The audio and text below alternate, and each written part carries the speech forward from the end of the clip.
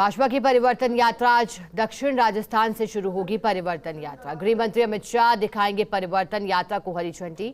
डूंगरपुर के बेणेश्वर धाम से शुरू होगी परिवर्तन यात्रा। कोटा में यात्रा का समापन होगा। कुल 52 विधानसभा क्षेत्रों को कवर करेगी यात्रा।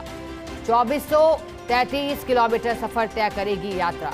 19 दिन में 11 जिलों को कवर करेगी परिवर्तन यात्रा। और जरा गौर फरमाइएगा कि किस तरह से यात्रा की शुरुआत जब कल हुई थी तो सवाई माधोपुर से की गई थी, जो कि पूर्वी राजस्थान का हिस्सा है। पूर्वी राजस्थान जहां बीजेपी की हालत चुनावी लिहाज से ठीक नहीं है।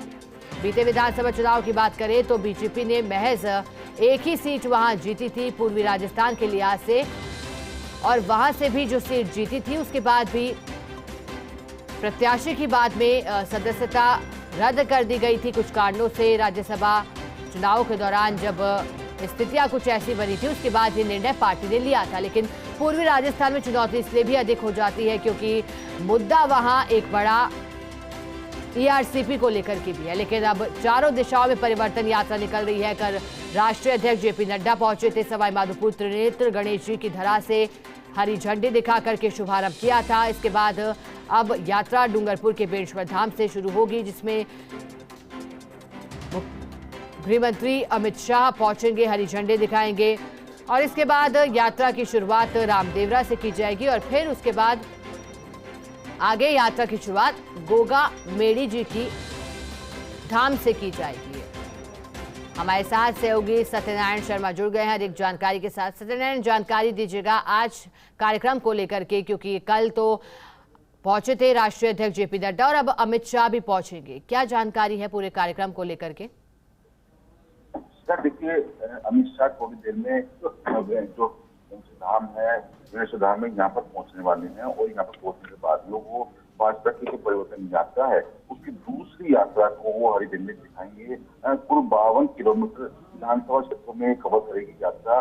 2435 किलोमीटर सफर तय करेगी और 19 दिन में 11 जिले को कवर करेगी पूरी यात्रा। यानी कि माना जा रहा है कि वागड़ क्षेत्र में जो अमित शाह का प्रभाव है, गुजरात से लगता हुआ ये क्षेत्र है, इसमें अमित शाह का प्रभाव यहाँ ज्यादा माना जा रहा है। तो दूसरे यात्रा में अमित शाह जो है हरी झंडी दिखाएंगे। कल हरी झंडी को जो राष्ट्रीय अध्यक्ष जेपी नड्डा उन्होंने हरी झंडी दिखाई थी। अब तीसरी यात्रा को नितिन गडकरी हरी झंडी दिखाएंगे। वहीं चौथी यात्रा में राजनाथ सिंह जी जब रास्ता में आएंगे। तो माना जा रहा है कि परिवर्तन यात्रा के जरिए लोगों में संदेश देने का कि रास्ता में परिवर्तन जरूरी है। तो ऐसे में यात्राओं का आयोजन किया जा रहा है। थोड़ी देर में जो अमित शाह है वो उदयपुर हवाई अड्डे पर पहुंचेंगे, वहां से भुवनेश्वर आएंगे। फिलहाल उनकी यहाँ पर यात्रा की अगवानी के लिए खुद पूर्व मुख्यमंत्री वसुंधरा राजे भी मौजूद रहेगी। फिलहाल सुरक्षा बलों करीबन ये जो सुरक्षा व्यवस्था है वो यहाँ पर जिससे कि सुरक्षा व्यवस्था में कोई चूक ना हो।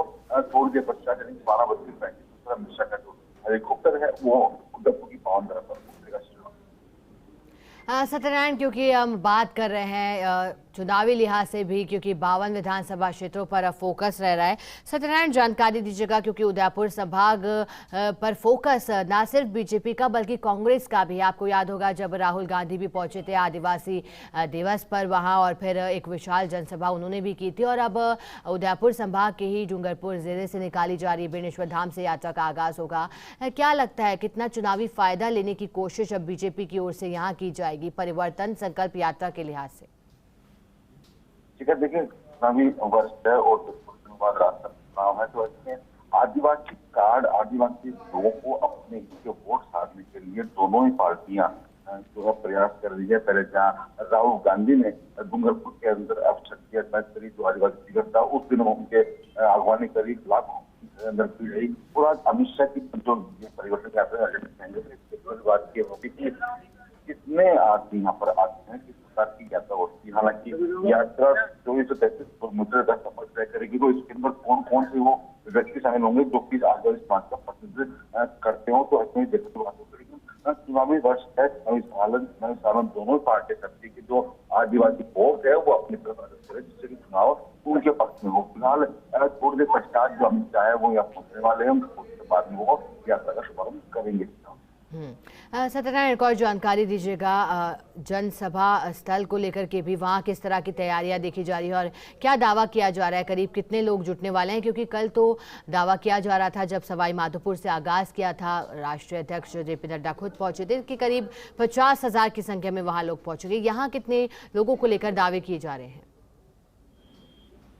देखिए, लाखों और हजारों को दावा हालांकि पार्टियां करती है, लेकिन कितने लोग उसमें उपस्थित होते हैं अमित शाह को सुनने के लिए माना जा रहा है कि जब क्षेत्र तो गुजरात से लगता हुआ क्षेत्र है, यहाँ पर अमित शाह का प्रभाव है। तो अमित शाह जो गुजरात के रहने वाले हैं तो खासा प्रभाव माना जा रहा है।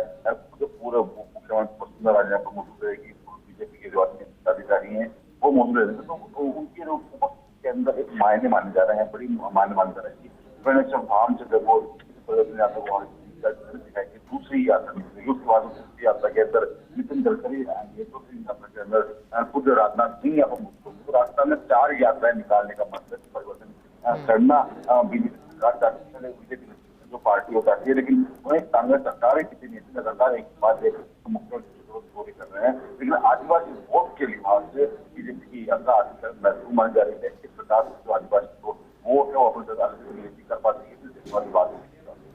बिल्कुल सत्यनारायण, और वागड़ की धरा पर पूरा फोकस बीजेपी और कांग्रेस का, दोनों ही पार्टियां लगातार जुटी हैं। अब देखने लायक रहेगा जब गृह मंत्री अमित शाह पहुंचते हैं तो संबोधन में क्या कुछ खास रहता है। बहुत शुक्रिया सत्यनारायण आपका हमारे साथ जुड़ने के लिए और जानकारी देने के लिए।